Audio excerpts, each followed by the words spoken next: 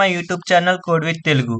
So నిన్నటి వీడియోలో మనం డేటాబేస్ యూజర్స్ అంటే ఎవరో తెలుసుకున్నాం. సో ఈరోజు వచ్చేసరికి మన టాపిక్ DBMS అడ్వాంటేజెస్. అంటే మనం ఏదైనా లాంగ్వేజ్ యూజ్ చేస్తున్నామంటే అందులో స్పెసిఫిక్గా కొన్ని అడ్వాంటేజెస్ ఉంటాయి. కంపేరింగ్ టు అదర్ లాంగ్వేజెస్ కొన్ని అయినా సిమిలర్గా ఒక 5 to 10 అలా ఉంటాయి. సో మనం DBMS యూజ్ చేస్తున్నామంటే అందులో కొన్ని అడ్వాంటేజెస్ ఉంటేనే యూజ్ చేస్తున్నాం. నెక్స్ట్ వచ్చేసరికి క్యారెక్టరిస్టిక్స్, అంటే DBMS క్యారెక్టరిస్టిక్స్ వచ్చేసరికి అడ్వాంటేజెస్కి కొంచెం సిమిలర్గానే ఉంటాయి. సో ఈ వీడియోలో మనకి 2 టాపిక్స్ అనేవి కవర్ అవుతాయి. సో ఫస్ట్ అడ్వాంటేజెస్ చూద్దాం 1 by 1. ఫస్ట్ అడ్వాంటేజ్ వచ్చేసరికి డేటా ఇండిపెండెన్స్. డేటా ఇండిపెండెన్స్ అంటే ఏంటంటే ఇప్పుడు మనకి 2 టేబుల్స్ ఉన్నాయి. నా దగ్గర పేరెంట్ టేబుల్ ఒకటి ఉంది, ఆర్ ఫ్యాకల్టీ టేబుల్ ఒకటి ఉంది, ఫ్యాకల్టీ టేబుల్ ఇంకోటి స్టూడెంట్ టేబుల్ ఉంది.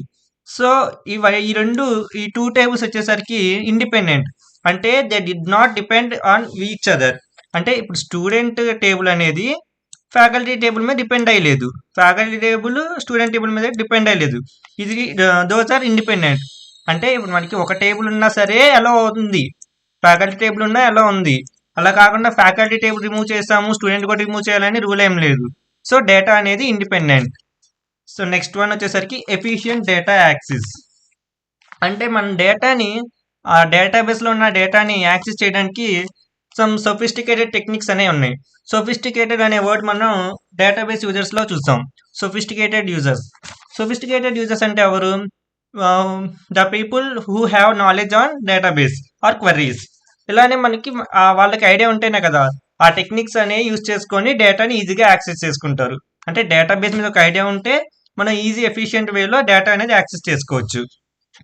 నెక్స్ట్ వన్ వచ్చేసరికి ఇంటిగ్రిటీ అండ్ సెక్యూరిటీ. ఇంటిగ్రిటీ అంటే ఇప్పుడు ఒక టేబుల్ ఉంది నా దగ్గర, సేమ్ స్టూడెంట్ టేబుల్లో first one serial number, next name.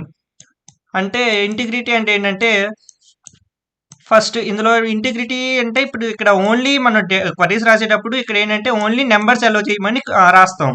ఇక్కడ ఇప్పుడు క్యారెక్టర్స్ ఎంటర్ చేస్తే అలో చేయదు. ఇక్కడ నేమ్స్ అనే దగ్గర క్యారెక్టర్ అనే డేటా టైప్ ఇస్తాం. సో అక్కడ ఏంటంటే నెంబర్స్ని అలో చేయదు. So this is called integrity. Security అని ఏంటంటే మనకు ఆల్రెడీ చెప్పాం, డేటాబేస్ని ఎవరు పడితే వాళ్ళు లాగిన్ చేయలేరు.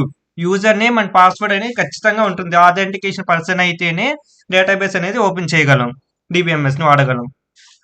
So these are called integrity and security. Next one data administration, అంటే DBA. అంటే మనం చెప్పాం ఆల్రెడీ, DBA అంటే ఏంటి? Group of people in a team. Database administrator అంటే ఒక టీం ఉంటుంది, గ్రూప్ ఆఫ్ పీపుల్ కలిపి ఒక టీమ్గా ఫామ్ అయ్యి వాళ్ళే అడ్మినిస్ట్రేటర్. సో ఏంటంటే ఇప్పుడు ఒక్క పర్సన్ దగ్గర ఉంది అంటే అడ్మినిస్ట్రేషన్, అది మళ్ళీ మిస్యూజ్ అవ్వచ్చు. ఇప్పుడు ఆ పర్సన్ వేరే వాళ్ళకి చెప్తారని అలా ఉండొచ్చు. సో టీం దగ్గర ఉంటుంది కాబట్టి డేటాబేస్ అడ్మినిస్ట్రేటర్ అంటే ఏం చెప్పుకున్నాం, యూజర్స్లో అన్ని కంట్రోల్స్, ప్రతి ఒక్క కంట్రోల్ DBA దగ్గర ఉంటుంది. సో దీనివల్ల ఏంటంటే మనకి సెక్యూరిటీ అనేది ఇంకా పెరిగిద్ది. ఏంటంటే ఇప్పుడు కొత్త యూజర్స్ యాడ్ అవ్వాలన్నా సరే DBA కన్ఫర్మ్ చేస్తేనే ఆ యూజర్స్ని అలో చేస్తాం. సో మేనేజ్ యాక్సెసెస్ అంటే ఎవరికైనా యాక్సెస్ ఇవ్వాలన్నా సరే DBA పర్మిషన్ ఇస్తేనే అయ్యిద్ది. సో ఇది కూడా ఒక అడ్వాంటేజే. ఇప్పుడు మనకి DBA లేకపోతే ఎవరు పడితే వాళ్ళు యూజ్ చేసుకుంటారు, ఇంక ఎవరు ఒక పర్సన్ అనేవాడు హెడ్గా ఉండడు. సో ఎవరు పడితే వాళ్ళు లాగిన్ అవుతారు, ఎవరు పడితే వాళ్ళు డేటాని మిస్యూజ్ చేస్తారు. ఇవన్నీ అవాయిడ్ అవ్వడానికి DBA అనేవాడు ఉంటాడు. సో ఇది మనకు ఒక అడ్వాంటేజ్ అని చెప్పొచ్చు. నెక్స్ట్ వన్ వచ్చేసరికి రెడ్యూస్డ్ డేటా రిడెండెన్సీ. అంటే ఇప్పుడు నాకు ఒక కంపెనీ ఉంది, కంపెనీలో నెంబర్ ఆఫ్ ఎంప్లాయీస్ ఉన్నారు. నెక్స్ట్ నేను ఇంకా ఎంప్లాయీస్ని తీసుకోవాలి కంపెనీలోకి. అయితే చాలామంది అప్లికేషన్స్ పెట్టారనుకోండి, అప్లికేషన్స్ పెట్టేటప్పుడు ఆల్రెడీ ఈ కంపెనీలో ఉన్న ఎంప్లాయే మళ్ళీ నాకు అప్లికేషన్ సెండ్ చేశాడు రెజ్యూమ్ పెట్టి. సో ఏంటంటే DBA దగ్గర ఆల్రెడీ ఉన్న డేటా మొత్తం ఉంటుంది, ఎంప్లాయీస్ డేటా మొత్తం ఉంటుంది. సో ఆ డేటాని చెక్ చేసి డూప్లికేషన్ని అలౌ చేయదు. అంటే డూప్లికేషన్ ఆల్రెడీ డేటా కనుక ఉంటే ఇట్ విల్ షో ముందే చూపిస్తుంది అనమాట. సో డేటా రిడెండెన్సీ అంటే డూప్లికేషన్ తగ్గిస్తుంది, టైంని తగ్గిస్తుంది. నెక్స్ట్ వన్ కన్కరెంట్ యాక్సెస్ అంటే నెంబర్ ఆఫ్ మెనీ యూజర్స్, ఎవరైనా సరే ఒకేసారి మనం ఇప్పుడు చాలా యాప్స్ వాడతాం, ఆన్లైన్ యాప్స్ కానీ లేకపోతే బుకింగ్కి కానీ, మన మూవీ బుకింగ్ కానీ నెక్స్ట్ మూవీ బుకింగ్కి, ట్రావెల్ బుకింగ్కి, దేనికైనా నెంబర్ ఆఫ్ యూజర్స్ ఒకేసారి బుక్ చేసుకోవచ్చు.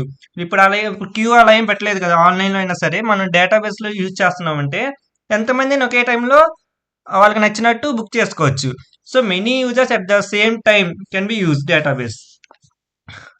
నెక్స్ట్ ఒకవేళ డేటా అనేది క్రాష్ అయ్యి ఎక్కడైనా డిలీట్ అయిపోతే మన ల్యాప్టాప్ తీసుకుందాం. మన ల్యాప్టాప్లో ఉన్న డేటా ఏమైద్ది? ఇప్పుడు నా ల్యాప్టాప్ సడన్గా క్రాష్ అయిపోయింది, బ్లాస్ట్ అయి సంథింగ్ ఇంకా డ్యామేజ్ అయిపోయింది. సో ఇందులో ఉన్న డేటాని నేను మళ్ళీ రికవర్ చేయొచ్చా? చేయలేము, ఎందుకంటే నాది క్లౌడ్లో లేదు. కానీ డేటాబేస్ అనేది డిబిఎంఎస్లో ఉన్న డేటాబేస్ అనేది మనం మళ్ళీ రీకవర్ చేయొచ్చు. అంటే డిలీట్ అయిపోయిన డేటాని కూడా రీకవర్ చేస్తారు. ఇది కూడా మొత్తం హ్యాండిల్ బై డిబిఏ టీమ్. వాళ్ళు మాత్రమే రీకవర్ చేయగలరు పోయిన డేటాని. Reduced application development time. ఇప్పుడు నా దగ్గర ఒక పర్సన్ టేబుల్ ఉంది, ఒక్క పర్సన్ టేబులే. ఆ పర్సన్ ఏజ్, శాలరీ సంథింగ్ ఒక్క పర్సన్దే ఉంది. సో ఇక్కడ ఉన్న యాట్రిబ్యూట్స్, మనకి యాట్రిబ్యూట్స్ అంటే ఏంటంటే పైన హెడ్డింగ్స్ అన్నమాట. సీరియల్ నెంబరు, నేము, ఫోన్ నెంబరు. సో ఇవన్నీ యాట్రిబ్యూట్స్. అంటే రెడ్యూస్డ్ అప్లికేషన్ డెవలప్మెంట్ అంటే ఇప్పుడు నేను ఇంకో పర్సన్కి సేమ్ టేబుల్ క్రియేట్ చేయాలి. సో నేను ఏంటంటే ఇప్పుడు ఈ ఆల్రెడీ ఎగ్జిస్టింగ్ టేబుల్లో ఉన్న యాట్రిబ్యూట్స్ని యూస్ చేసుకోవచ్చు. ఆల్రెడీ ఎగ్జిస్టింగ్ ఉన్న యాట్రిబ్యూట్స్ని యూజ్ చేసుకోవడం వల్ల ఏంటంటే మళ్ళీ నేను క్వరీ రాయవసరలా, పర్టికులర్గా ఈ యాట్రిబ్యూట్కి ఈ క్వరీ, ఈ యాట్రిబ్యూట్కి ఈ క్వరీ అని రాయవసరలా. సో ఎగ్జిస్టింగ్ యాట్రిబ్యూట్స్ని యూజ్ చేస్తున్నాం కాబట్టి టైం అనేది సేవ్ అవుతుంది కొత్త టేబుల్స్ని క్రియేట్ చేసేటప్పుడు. So these are the main advantages. And వీటిని మనం క్యారెక్టరిస్టిక్స్గా కూడా రాసుకోవచ్చు. ఇవి కూడా ఒకసారి ఒక పేపర్లో నోట్ చేసుకోండి. ఒకసారి మీరు కూడా చదివితే ఇంకా క్లియర్గా అర్థమైంది. Thanks for watching.